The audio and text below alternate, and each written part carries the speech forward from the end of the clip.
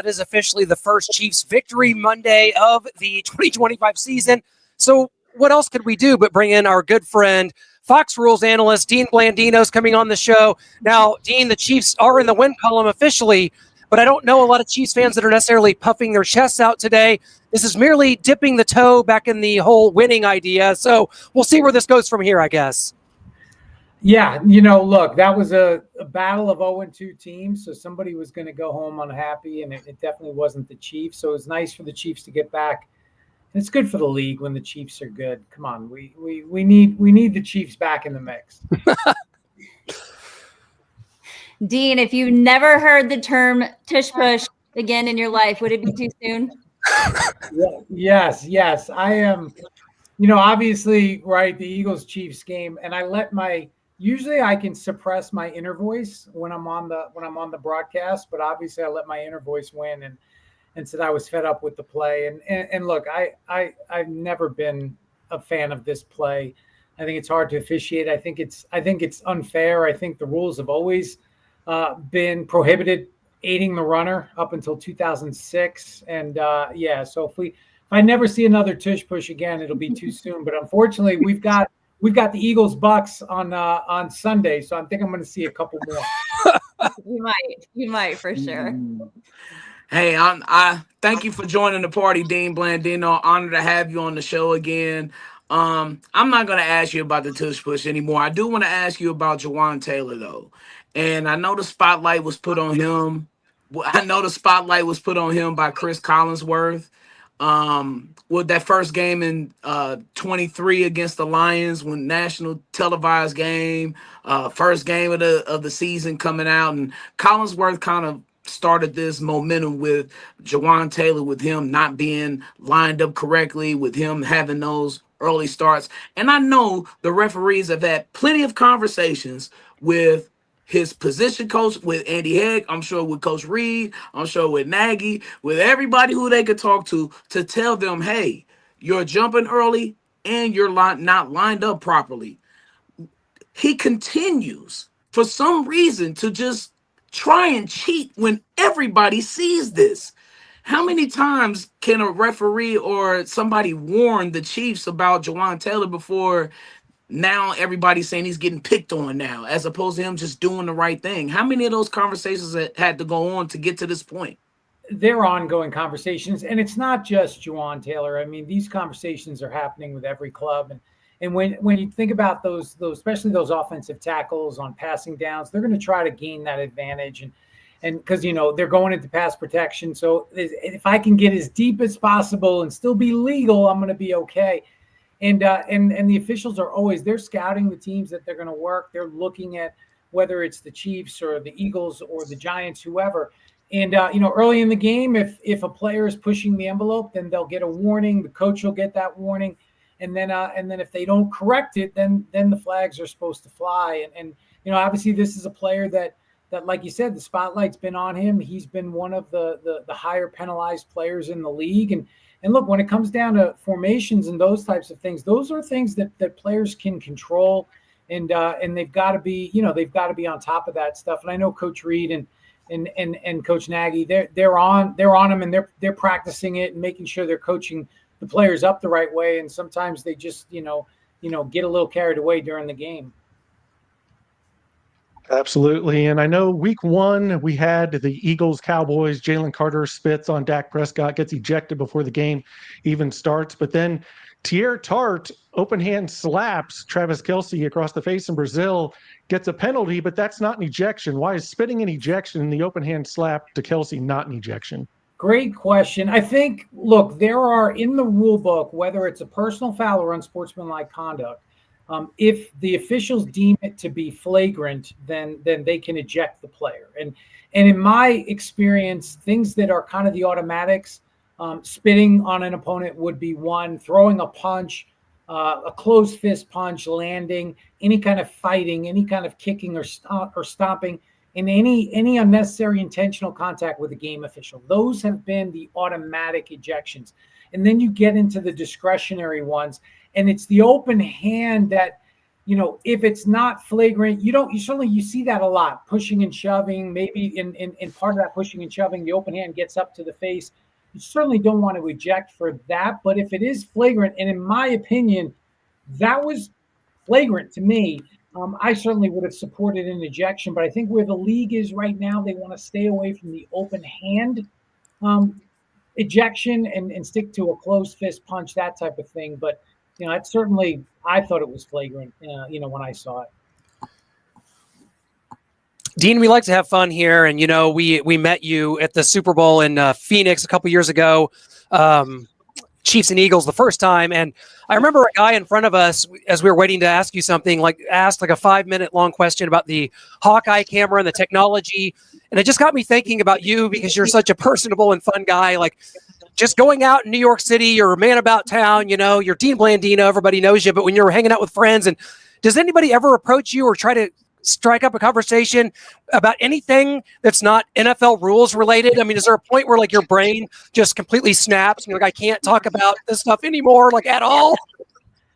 Yeah, there are times. Look, I'm blessed, right? We're all blessed to be able to do something within this game. And so I'm always when people come up, and I do get recognized from time to time, and they want to obviously talk about football, and that's great. There are times though, if I get on a plane and I sit down and I feel like the person next to me is looks like an especially chatty person, I might put the headphones on right away and kind of nip it in the bud. But it's always fun to talk about football with people and get those questions and they get, well, who should I start in my fantasy football league? And I'm like, you should see, I'm 0-3, so don't ask me. I believe me. You want to ask about officiating and rules?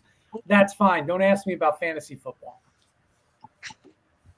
You want to talk about comedy? We know you were a stand-up comedian.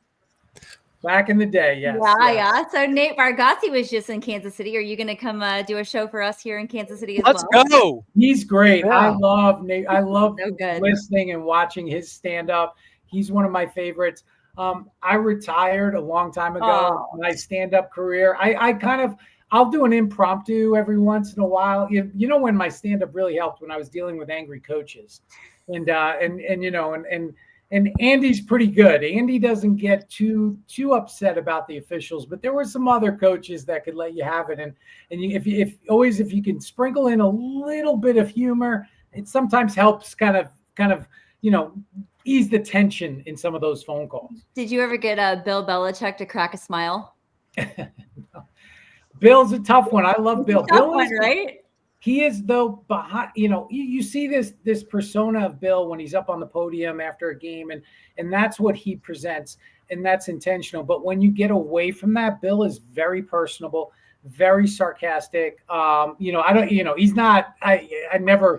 I never seen him with a belly laugh or anything like that, but he does kind of let his hair down a little bit away from the media, and so he actually was one of my favorite coaches to talk to. That's awesome. One of the main concerns I remember coming into this season, Dean, was the taking away the chains. Look, man, I'm an NFL films guy. And I love the fact that the chains that the NFL still uses that up until last year. And my thing was the NFL has a leg up on the other sports like baseball and basketball in terms of its drama. It's must-see TV every single game, every single week. You can't miss a game. And so a part of that drama was bringing the refs bringing out for just a close measurement with the chains. That's kind of been taken away. Was there any thought with the NFL of, okay, we don't want to take away from the drama of the game with the dramatization of the first downs and all of that, and now we have the automatic review with the where the chip is in the ball, and now you can see where. And did the NFL ever think about taking that drama off of the TV, or they were just like, nah, forget it, we'll just go with the digitized version of the chains? Well, I could not agree with you more. I miss the chain crew. I miss those old guys running out. I miss the drama of it. I mean, that is, and like you said, that is part of, we've all been on pins and needles at one time or another watching our favorite team and that big third down or fourth down, and now that measurement. and we're waiting, right? Is it going to be a first down? Is it going to be a turnover on downs? And I feel like we've lost that with this virtual measurement. Now look, you have to balance that with technology continues to evolve, and you want to streamline the process and you want to make it more efficient. So I get that part of it. But, I miss that drama. I think the league certainly took that into consideration, but it's that advancement of technology that I think at the end of the day kind of won out. But, I think we lose something without the chains. I miss it. Well, I miss it too, Dean, because with the Sony Hawkeye technology, I thought maybe like you would show like the replay of the player being tackled and he's like transparent somehow and you see the ball and where it lands. Instead, you get this like Canva image up there and I don't know if that's actually where the ball is, or if it's short, we just put up this Canva image we pre-made and it's always that far away. Just why haven't we not seen more of that? Did they go away from showing that because it doesn't look the best? I don't love it, and I think for a lot of people that when this first became a thing, and I think people were, and understandably, I think they were confused as to, wait, does this actually spot the football or what does it do? And the officials still spot the football and they put it down like they always do. And basically this just replaces the chain crew. So once the ball's on the ground, now there's cameras. There's 6 Hawkeye cameras that are on the near sideline, and they're positioned around the field, and they measure. They go back to the first down play, and they look at the position of the ball, and they measure exactly 10 yards from that point, and then they give you, it's 6 inches short, or it made the first down by 4 inches. And so I think there was a little bit of some confusion as to what it actually was. And like you said, it is like you kind of lose the sense of the field. You go to this like image and it looks like, kind of a video game image. And again, I just think it's going to take some time getting used to, and if it can speed up the process, great. And we'll see how it goes. Dean, I want to talk about the dynamic kickoff rule, because I think that it's finally right now at a point where I really like it. The kicker's having to kick into the safe zone to avoid a touchback or to avoid a penalty that would put the ball at the 40-yard line. So what's the early data kind of on this coming up for you guys as far as where we're at here through 3 weeks? I mean, I think that we have it finally at a point, aside from no onside kick drama, which kind of plays into what Brian was talking about, that this is the kickoff version that I think most people are probably comfortable with. Yeah, I think the data is all good. The league looked at it last year. They put it in for 1 year because they wanted to see, okay, what was the data going to show? They were going to look at the drive start. They would look at how it impacted scoring, were there going to be more penalties on this play? What was the return percentage going to be? Because the previous year, right, 2023 was the lowest in history, 22% of kicks. And so it became a non-play. And then most importantly, what was the injury data going to show us? Because the old kickoff, right, the percentage of injuries or the potential for injuries was higher on the kick return than it was on other plays in the game. And the data was all overwhelmingly positive. So the injuries were down, the drive start was further upfield, there was more scoring, more returns. And so they made the one tweak this year where if you kick it through the end zone, it goes to the 35. And now we went from like 33% returned last year. We're up over 77% this year. Yep. So this play is back in the game, and we're seeing explosive returns and we're seeing excitement. And I think the only downside, like you said, is the onside kick, right? We don't have the surprise onside kick. And so the onside kick has become a much more difficult play to execute successfully. And so we're seeing that success percentage really low right now, 4%, 5%. And that can be problematic because then, you're down a couple of scores late in the game. You really don't have a chance to come back. Where's been your favorite stadium so far? My favorite. Well, Arrowhead's my favorite. It's probably a tie for it's Kansas City and Green Bay are probably my two favorites because you still have that. It's that kind of the tradition, the history, that feel. Some of the newer stadiums, while they're amazing in terms of the amenities and things, there is kind of this sterile kind of environment to it where I love the older stadiums. I love walking into Lambeau Field and Arrowhead and some of those stadiums. And the fans are incredible. Seattle up, those fans are amazing. One of the loudest places to play for an opponent. So those are some of my favorite places to watch a game. Had a chance to be at the Eagles versus Chiefs game, and I noticed that there were 2 sky cams that Fox uses. And I know that's advantageous for the refs and how many views that you get to have. But then I noticed I'm on Amazon Prime and I punch down and there's another option for you to view the game like Madden style instead of broadcast style. And I know I may be getting ahead of my skis here, Dean, but is Fox going to interpret that type of technology that Amazon Prime has into their broadcast where we're able to watch another view, like the Madden view instead of the broadcast view? Yeah, I think Fox looks at all those things. I think the Amazon Prime, I love that. I love that alternate broadcast where you can watch that. One of my good friends, Sam Schwartzstein, he worked with me in the XFL and was really the architect of the dynamic kickoff. And he's a big part of that. So what Amazon is doing is great.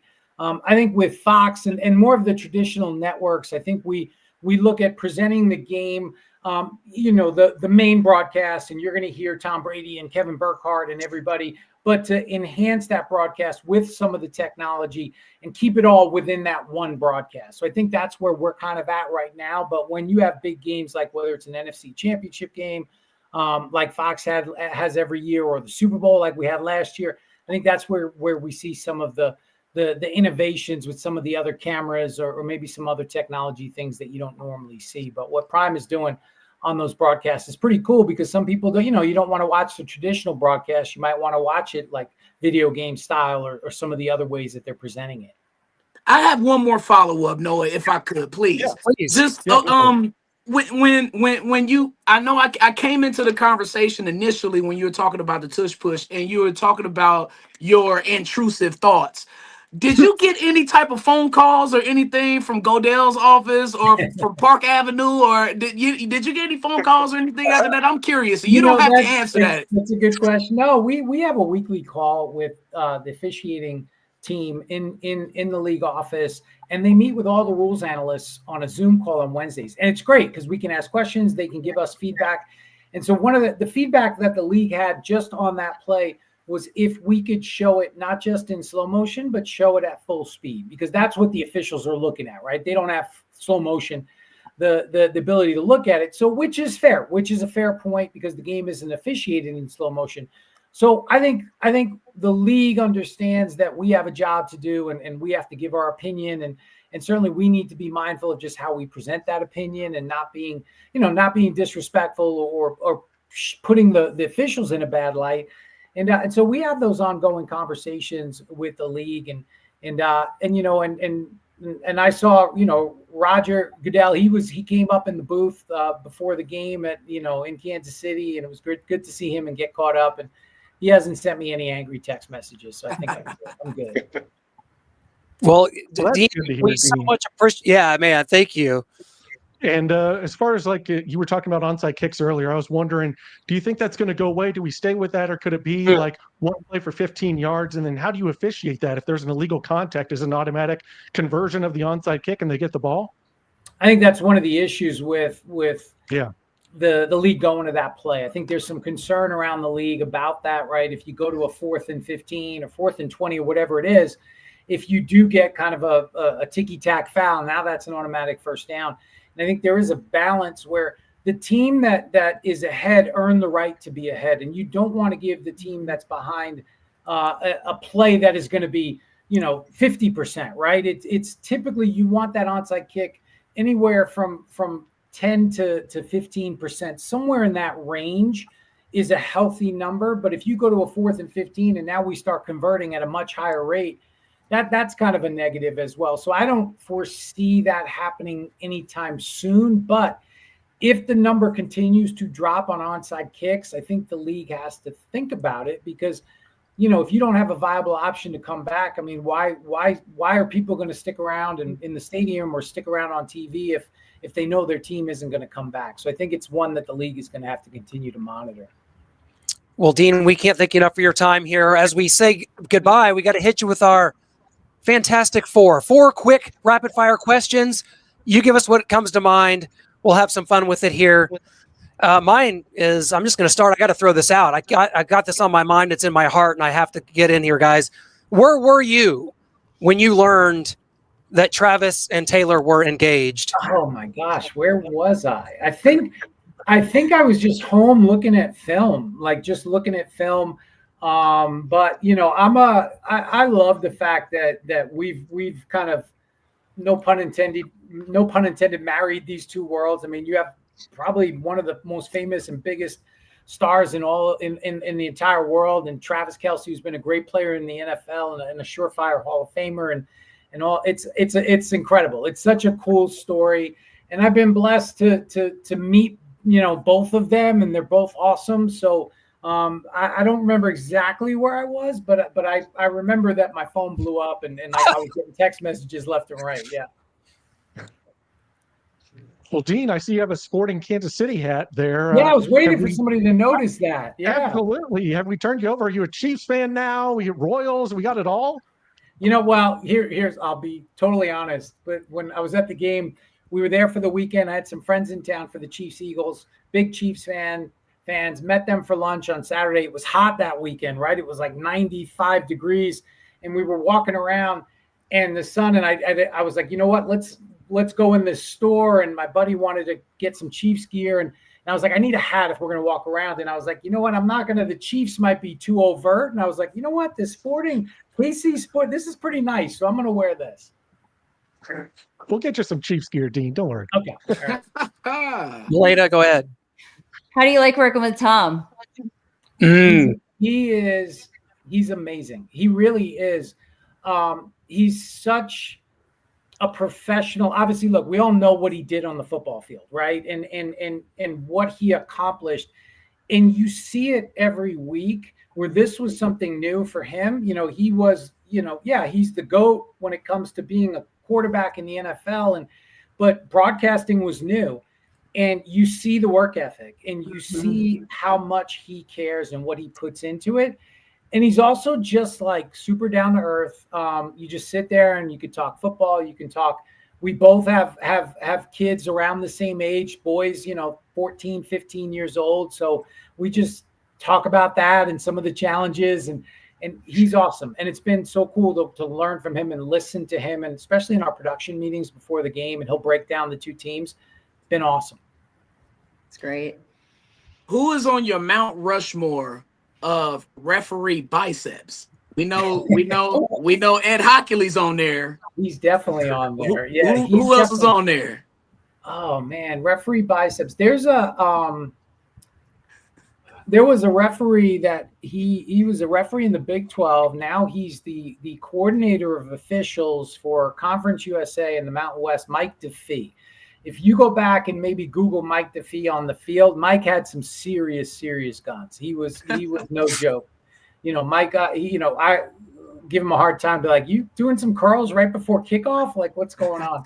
But it has, look, the officials, it's changed. When I first started in 1995, I was an intern at the NFL and just started in the officiating department. And I went to my first officiating clinic, and the physical fitness test that they had to complete to pass to be an official was walk a mile. And it wasn't even timed. It was just don't die. And now it's so much different. And these guys and girls, and they are in such great shape, and they are, and the uniforms though have gotten smaller. Right? There's more schmediums out there. So and better.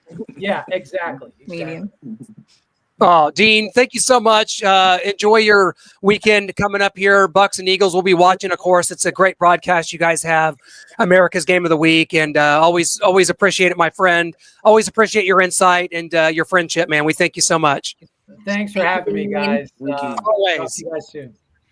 Always an honor, Dean. Thank you. So fun. Dean is great. He really is. But you know what, guys? We've got some topics to get into today. Do we? We were coming. Brian, I want to start with you though. Last week you said that beating the Giants would probably feel a little unsatisfying. So after this 22-9 win, are you still feeling that way? Oh, I'm a little more hungry. I was, you know what, it was the second half that I was satisfied with. I'm unsatisfied because it wasn't a full game. So we can go with it right there. But look, I'm just happy we got off the schneid. Okay, we have no reason to be complaining today, Chiefs Kingdom, none. Other than Jawaan Taylor starting at right tackle, but I'm pretty sure we'll get to that in a second.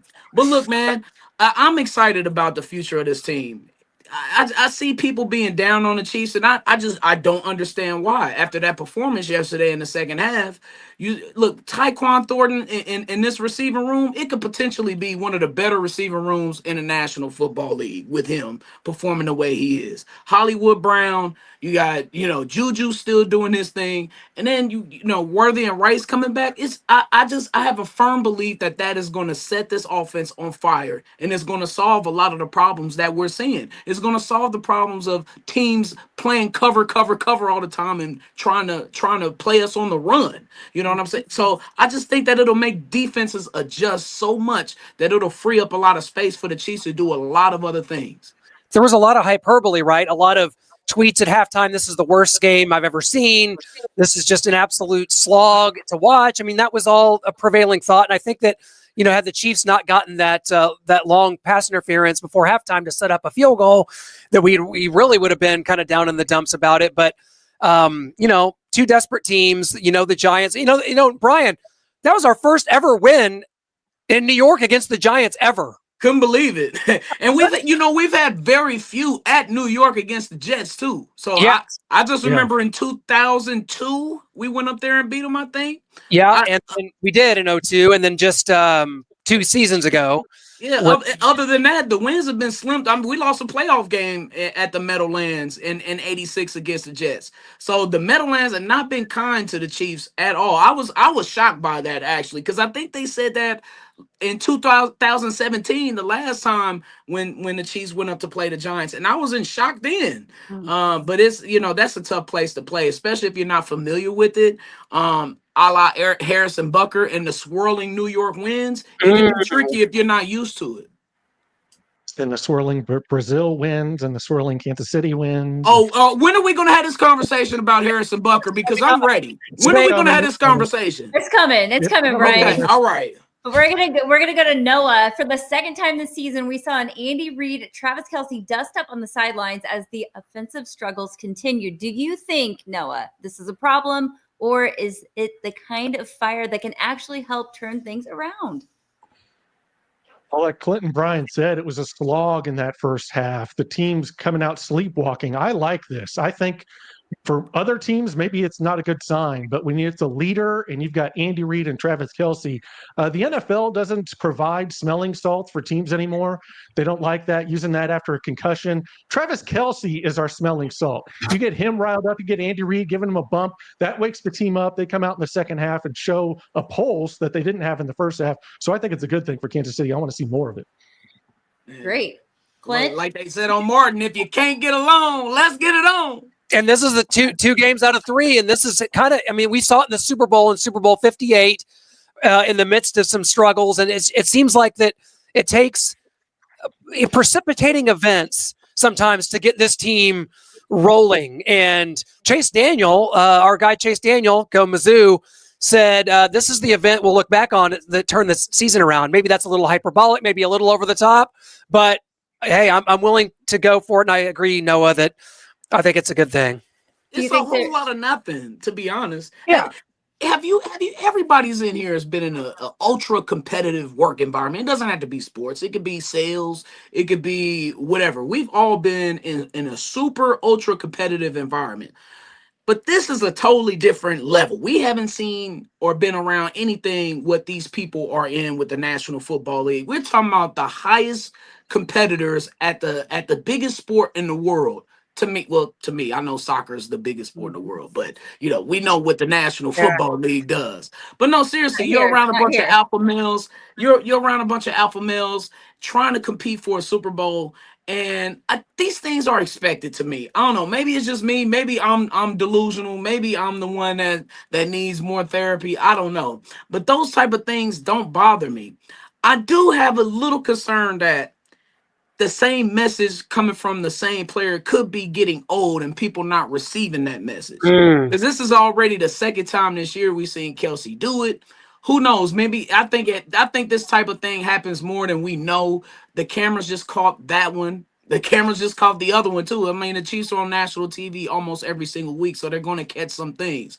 But my point is, we said things about Tom Brady and him, going off on his receivers almost every single week, and we saw that a lot. We saw Bill Belichick break how many iPads on the sideline because he's mad and he's disturbed about something. I think we see these things often, and I just think that people who are not used to an ultra competitive environment, they're the ones that's having problems with that. I think we need to get one of those lip reading, those funny memes that you see with the lip reading. That'd be so funny. That would be good. That'd be a good one for that. Oh, God, Clint. Okay, Clint. Tyquan Thornton stepped up with 5 catches for 71 yards and a touchdown. How important is he to this struggling offense right now? He's very important because all this time you've needed somebody to take the reins, someone to come out and be a focal point. And you know what? I was a big fan of Tyquan Thornton coming out of Baylor. The 6'2" frame, he can stretch the field. He's kind of playing the Xavier Worthy role right now while Xavier's on the bench until next week. And Tyquan injected this offense with a lethal dose of do-somethingism that it has not had up until now. So he had 5 catches for 71 yards. I think he barely had that all of last season. I'm so intrigued by what could be if this group, Brian, you've alluded to it, like it's just going to happen until I see all these guys. They're all ghosts and mythical creatures to me, like Roman gods that have never been in the same room at the same time. Until it happens, I still have to be skeptical that we're ever going to see the true receivers and all these pieces at play at the same time. But I love the thought of it, and I do love Tyquan. Man, it's been a minute, man. Rashee, I had to think about this. Rashee Rice hasn't played. It'll be a year coming up this weekend. It was week 4 last year that he had that season-ending injury, and it's like we didn't even get a chance to see the 2024 Chiefs, exactly, let alone the 2025 Chiefs.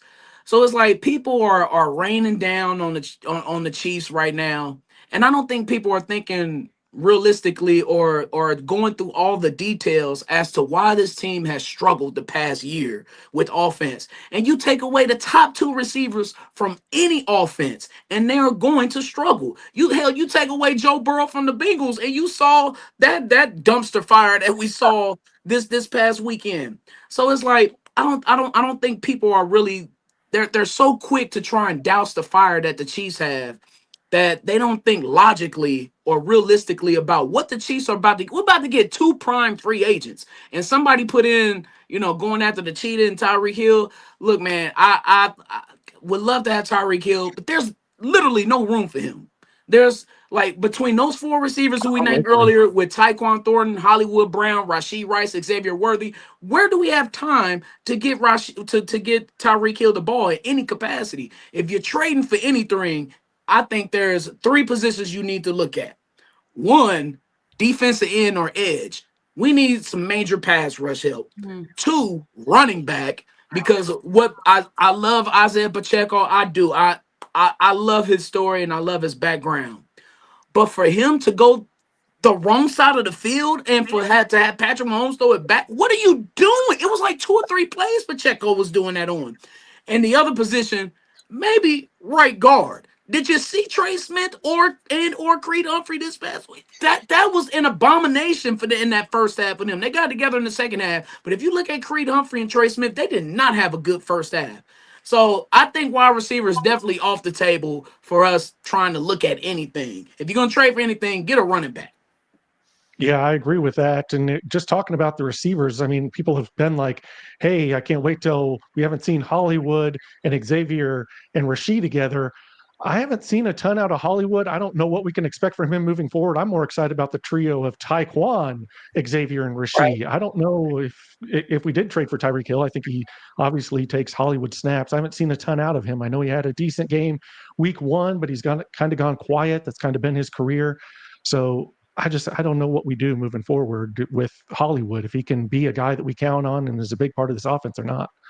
And I look at a situation like that, knowing I'm like, well, is he not getting open? Are the plays not getting called for him? Is Patrick not looking at his way? Is on his play calls the offensive line not doing their job? So it's like that's I don't get it with Hollywood Brown a lot of times because he can be productive whenever he gets the ball in his hand. It's just that's the thing. Get the ball in his hands.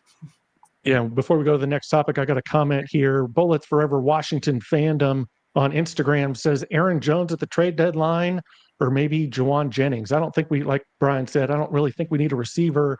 We've got other bigger issues at running back.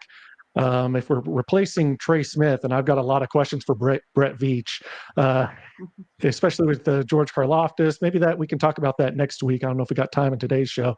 We'll talk about Brett Veach and what's going on there because there's a lot of rumblings online about Brett Veach and some negativity. And Brian brought up some things that are puzzling. It's still early in the season, but I think we'll get into that next week. But here's for the next topic. All right, we're going to take it back to Brian. 8 penalties in this game for 85 yards. Several Let's go. Continued Giants drive. And let's face it, this was not the best outing for the offensive line. Why does everything feel just kind of disjointed right now with this team? I am sick of 74 now. It's official. I was the one that was giving him passes.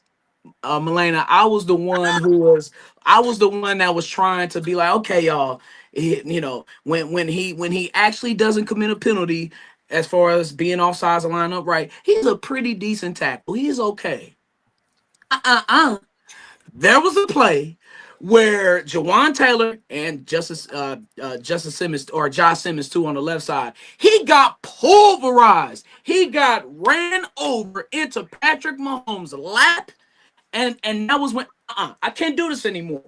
One thing to have drive stopping penalties, Jawaan Taylor, but it's another thing for you to put the injury Patrick Mahomes at the injury risk with your negligence, with your lack of foot, with your lack of hand movement.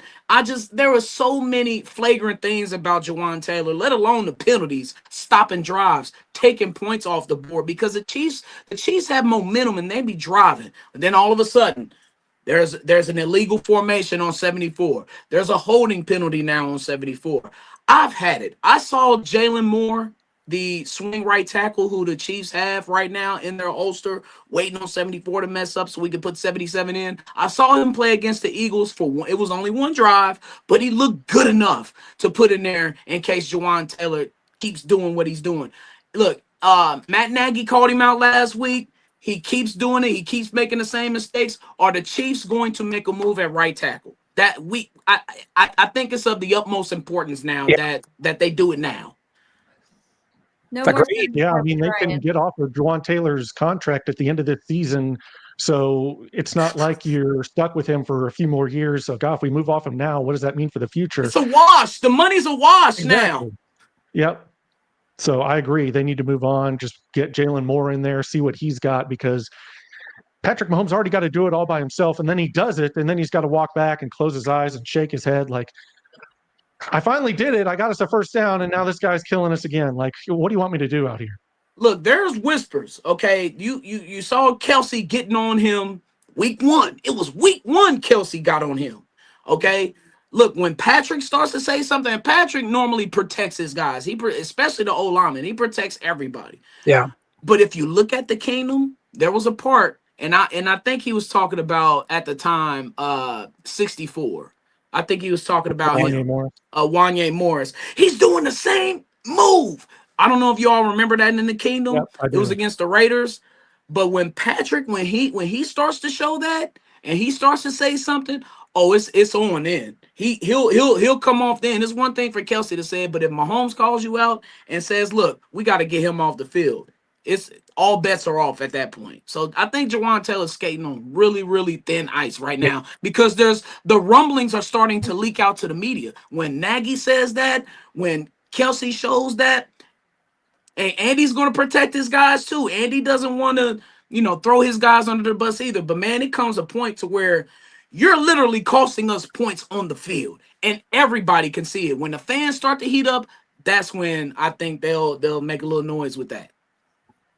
Yeah, and points are hard to come by for this offense right now. We can't be giving them away, Jawaan. All right, Noah, do the Chiefs have a Harrison Butker problem? He's missed 4 kicks through 3 games and 2 extra points. I know last week you spoke, or not last week, you spoke to him at the Super Bowl last year about the surgery that he had last season. So maybe you can provide some insight here.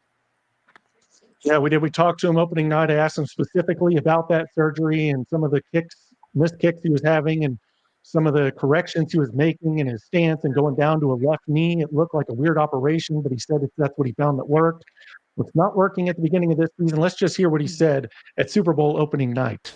Yeah, I think whenever you have an injury, your body physically, doesn't necessarily perform or do the things that you want it to. And I think because of that, I had to focus on some different things for every kick. So I know, okay, even though I'm mentally doing the same thing that I did pre-injury, there's these bad kind of misfires going on. So what can I mentally focus on post-injury to help, negate those kind of misfires? But, kicking is so much mental, and the difference between a kick right down the middle and a misfire is not very much. So sometimes you can't be too hard on yourself, and as a kicker, you have to have a short memory and be able to move on. Otherwise, you would just be paralyzed by all of the past kicks that you miss. You got to be able to move on. So is he moving on, or has the mental game become something for him where he's kind of questioning his kind of lead up to it going down? Is my operation right? Or I don't know what to make of this and what's going on, and if he can get it corrected, if it's something mental, if it's something in practice that he can work on, a new routine. I don't know, but we do have a Harrison Butker problem. Well, to be fair, one of the extra points was 49 yards after the Kareem Hunt throat slash penalty, which we probably should have asked Dean Blandino about, because that's still something that kind of sticks in my craw from last night. Because I think Kareem was doing a little, little Superman, little rip of the shirt there, not a throat slash. That's just another topic for another day. But the butt kicker is a problem. But I will say, if you have to have it, I still say, if you have to have it, the best gotta have it kicker I've ever seen, and I think he's a borderline Hall of Famer, guys, is I'm still taking Harrison if it's a gotta have it moment. That's just me. Is there a problem? Can 2 things be right at once? Yes. I'm concerned. I'm scared. We've said it's going to cost us a game for years when he was having missed extra point problems, but it really hasn't directly as of yet. But Brian, is that coming? Did it not kind of cost us week 1? Yeah, I mean, just like directly, like, oh, missed field goal to win it, but yes, like, well, if he makes the extra point, we're down 8, yes, instead of 9 at that point. To me, so I mean, I think the magical prime of Harrison Butker is probably coming to a close now. Fair. This is 9th year, right? He was in 17. Mm-hmm. We got him from the Panthers practice squad in 17. He's 30. So this is, I mean, look, you seen these new age kickers? Yeah. Okay, so you brought up, you was like, oh no, 49-yard. Like, I'm not giving them no slack for a 49-yard extra point. I'm not when Brandon Aubrey's out here kicking 60-some yard field goals like they're 90s extra points. Into his fault, the bar has been raised. Remember, before this new line of kickers, Butker was a part of a new line of kickers in his era, coming in and making 50+ yarders at nauseum. True. And so now I think he's being a victim to his own success now. The bar's up here, Butker, not right here. Right now you're right here, but the bar's up here. So I feel like we're used to Butker making almost every single kick, almost every single extra point. But now it's like it's kind of getting out of hand when it's becoming weekly. It's a weekly occurrence now. And look, didn't bring in a kicker in the offseason to compete with him in preseason? Yeah, I don't know how serious that was, but I mean, look, they see what we see, and look, there's going to come. I think Brian's frozen. Is he? Yeah. Well, I was just going to add on to that and just like, okay, he's a got to have it kicker. You trust him there. But the problem is that we got to have all of them. We got to have every single kick, every single point we can get our hands on. We're scratching, clawing, fighting to get these wins. If he's got to have a kicker, we need every extra point, every field goal, every distance. We need it all. Just like Jawaan Taylor can't cost us points, we can't have Harrison Butker costing us points. All right. Which is fair. Clint, you want to talk about the Ravens paying a visit to the Chiefs this Sunday? Obviously, we'll see how they fare against the Lions on Monday Night Football tonight. But do you view this as a chance to reset the season a little bit? I do. I do need to see. I feel like it's making a prediction for this game seems a little preemptive. We're going to do it anyway on this show here coming up. But it's like I got to see the Ravens against the Lions tonight. I really need to see where they're at. We know what that running game, but we also know that the Chiefs defense really, the way they stepped up and played here, really the last couple of weeks, they held Saquon under 100 yards. The Chiefs did a really good job, especially the secondary, which was really maligned coming off that Chargers game week 1 in Brazil. But this Ravens game is a chance to reset the season and the expectations because, guys, don't look now. But it would be shocking if the Chargers don't win this division. Shocking. Look at the schedules. They've already beaten 3 AFC West opponents. Bam, bam, bam. They're 3-0 in the division.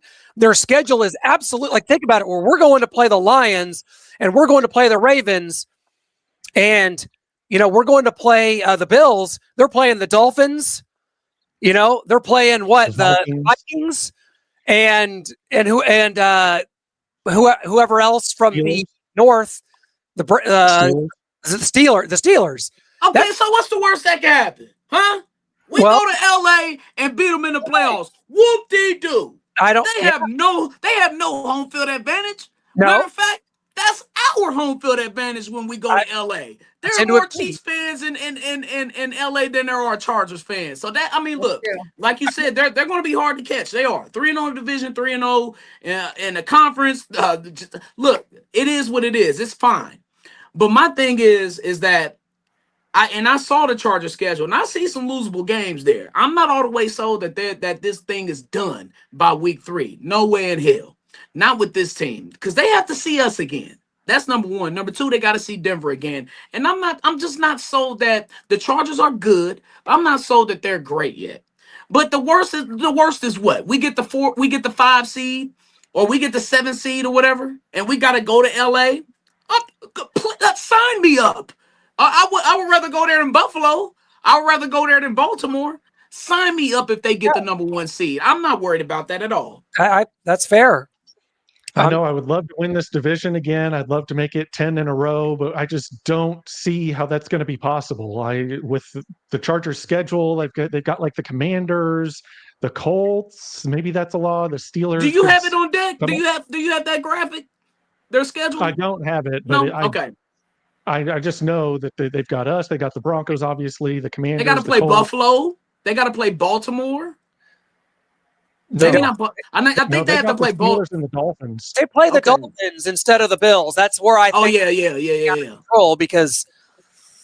And I might be the biggest non-believer in the Chargers. I don't even know if they're good, Brian. I don't like. I guess good. They're good. They're good. They're good. I don't even think they're good. Like above average. They can be 3-0 all they want. We played horrendous. I'm not a believer in them whatsoever, especially when the playoffs. If we get to, what makes you not believe in them right now? I'm curious. I've never believed in Justin Herbert ever since he came out of college. He had big games in college. Go back, Oregon, Arizona State. They should have walked over him, and he's throwing picks left and right. You don't think Harbaugh's made him better? Those 4 picks. What? You don't think Harbaugh's made him better this year? Because I see a difference. I ain't gonna lie to you. I don't see a difference. I see a guy with a good arm. He's got some weapons. He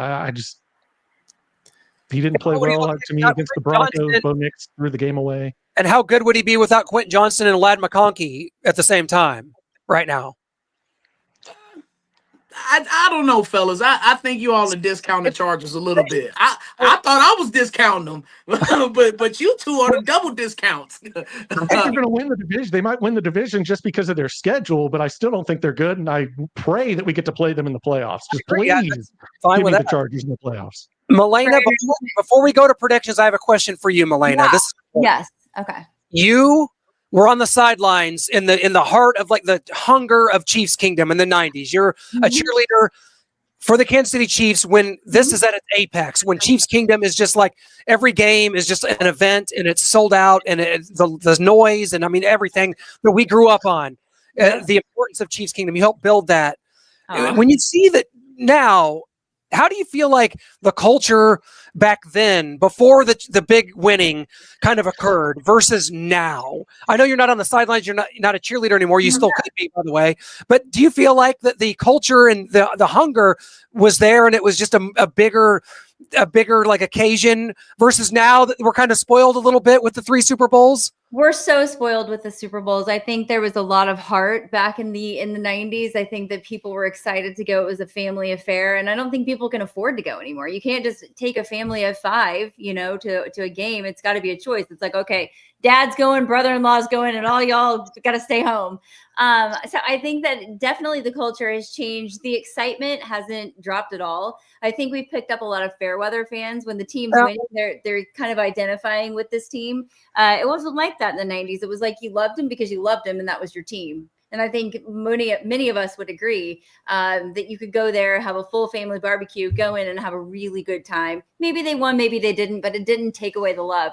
Now we've got these spoiled fans who spend $10,000 to take their family if they can go. And if they don't win, they don't identify with the team anymore. And if they do, then they're on the bandwagon until they lose again. It's really crazy. Yeah, that's a good perspective, because you were on the sidelines for more. You were in the stadium for more games than any of us during that time. So I was for 9 straight seasons, and I interviewed the fans before every game. And as drunk as they were, I mean, they had to stumble into the stadium, and they loved it, whether they were throwing up or they were sober. But I kind of miss that hunger in a way. Like, no, it's one thing to get to the top, but to stay there, it's a harder thing. But as a kid in the 90s, especially when you're a kid, and like, to me, I thought, Willie Davis and J.J. Burden might as well have been, Andre Rison and Michael Irvin. Like, that's how big and important and impactful. Right. Or I was going to say Jerry Rice, but that was back before he tried to kill us. But that's how I looked at these guys. I looked at Dan Seliamua like a superhero. Christian Okoye or like a Derek Thomas and those guys. I mean, it was great. They were great. Duran Cherry. And that's part of just a childhood lore. And like, we were hungry. We hadn't won yet. And it all, I think, equaled like this impeccable just childhood that Brian and Noah and I all had. And you were on the sidelines. You were, obviously in your teens by then. We were like, 11, 12. Yep. No, I mean, it was very, all the ladies that now they love, Travis Kelce and the whole Taylor Swift thing, but they all love Tony Gonzalez back in the day, right? Were you one of the big celebrity in Kansas City? What? Were you a Tony? There was always rumors that you and Tony dated. There were? No, Tony and I never dated. He was my friend. He dated a couple of my friends. Like, I went to his 30th birthday party in LA and stuff, but he never dated. Yeah. I just, you just hear things through grapevines. I've never dated Tony. I've never dated a football player, professional. I dated a college football player, but not a professional football player. You all hit on something very interesting with the bandwagon fans, though, that I'm going to be talking about in Brian's world this week, is that when you first saw Sunday Night Football and they were showing the shots of the stands and they were talking about how many Chiefs fans were there, guys, the Chiefs are a blue blood franchise now. And because whenever you win 4 Super Bowls, you're up there with the Giants, the Packers, the Steelers, now the Patriots, Niners, Cowboys, Raiders. The Chiefs are in that mix now for teams that travel very well.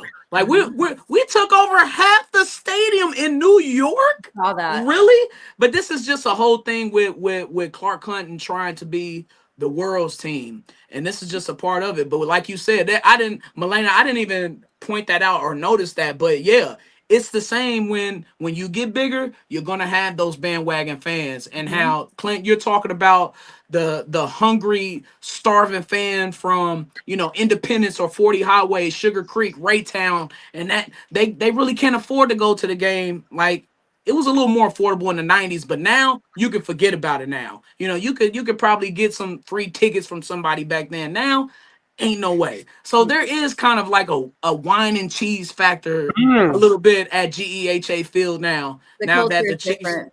yeah, it look, when you have success, worldwide success, sustained success like the Chiefs have, it's only natural that you're going to get the bandwagoners to jump on.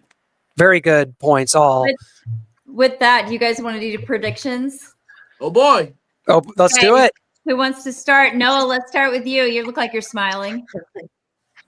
Oh, will we be smiling after my prediction? When the Chiefs played the Ravens in the playoffs, I said I didn't have any football things for you to deliver, any football knowledge to drop on you as to why I was picking the Chiefs. I just said Mahomes is inevitable. But this is a different season. We're here in 2025, and I'm no stranger to picking against the Kansas City Chiefs. I picked the Eagles in week 2. And I kind of talked to Clint earlier, and I was leaning towards the Ravens, but I got to go back to my playoff take. I don't have any football knowledge to drop on you as to why I'm picking the Chiefs, but I can't go 1-3. I cannot fall back there. I cannot have the Chiefs in the AFC West at the bottom at 1-3. So I'm just going to say Mahomes is inevitable. He figures it out at home. By hook or by crook, Xavier Worthy's back. We figure out a way to beat the Ravens 27-23. Chiefs win. Clint? Hey, I'll tell you this. I've spent the last week ready to pick the Ravens, almost excited to do it because I've been just kind of down on the way we've played and some of the circumstances that have gone against us. But I'll tell you this, you can't ignore 5-1 that Patrick Mahomes is against the Baltimore Ravens. You cannot ignore that. I think we went to Baltimore in 2024 in the playoffs as a team did we really have any business going in there and winning that team? A lot of people said that was the best NFL team they'd ever seen, that Ravens team. And the Chiefs went into Baltimore and won that. This Chiefs team knows that this is a chance to reset the season, to get to 500. And I like the Chiefs here. And I like it by the slimmest of margins, 23-20. Chiefs win it and get to 2-2. I have 24-21. Chiefs win it. We're all, let's go. Keep it rolling. I'm with you tonight, Clint. Brian, what's going on? Oh, it's going to be a barn burner, baby. Chiefs are opening up as 2.5-point dogs at home. Look, bet Chiefs. Take the Chiefs in the points. The Chiefs walk out of Arrowhead 2-2 with a 27-26 victory over the Baltimore football Ravens. I mean, that's it. Sweet. I like that. I think that I think that's going to be, I think this is the biggest game of the year right here. I think when you think about playoff seeding, when you think about trying to stay in this division race, you think about the Ravens losing week 1 the way they did to the Bills and how this is going to be a jumbled mess. Don't need another AFC loss on our hands. That's for damn sure. No, sir. I really be getting in. When I put the middle finger up or I put the singular finger up, I really get into it. He doesn't mean number 1. He means That's it. Guys, what a show. Thank you so much for being a part of it. Arrowhead Allies, guys, we're off to, the Chiefs might be off to a 1-2 start, but we're off to a 4-0 start here on Arrowhead Allies. We think about the guests from Tim Grunhard to Frank Bowl, this week with Dean Blandino, last week with Trey Wingo. It's just on fire right here to have Brian be shining back in the fold. It makes me want to cry every single time we do it. And Melena's the Wolfpack shirt. Look at this. And this Wolfpack is like really unlike the Chiefs offensive line. And Melena, Scantlin Barrett, for you to be a part of this, for you to lead us, to lead these horses to water. You can't make us drink, but you do a damn good job of it. You're sweet. Thanks. Thank you guys so much for being a part of Arrowhead Allies. We'll see you next week. We'll see what the Ravens have to offer against the Lions tonight on Monday Night Football. Until then, until next time, go Chiefs!